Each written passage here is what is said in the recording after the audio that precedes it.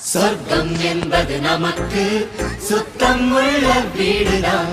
சுத்தம் என்பதை மறந்தால் நாடும் குப்பை மேடுதான். சொர்க்கம் என்பது நமக்கு சுத்தம் உள்ள வீடுதான். சுத்தம் என்பதை மறந்தால் நாடும் குப்பை மேடுதான். உலாவும் நிலாவில் வெள்ளை அடிக்கலாம், எங்கேயும் எப்போதும் சுத்தப்படுத்தலாம். சொர்க்கம் என்பது நமக்கு சுத்தம் உள்ள வீடுதான். சுத்தம் என்பதை மறந்தால் நாடும் குப்பை மேடுதான்.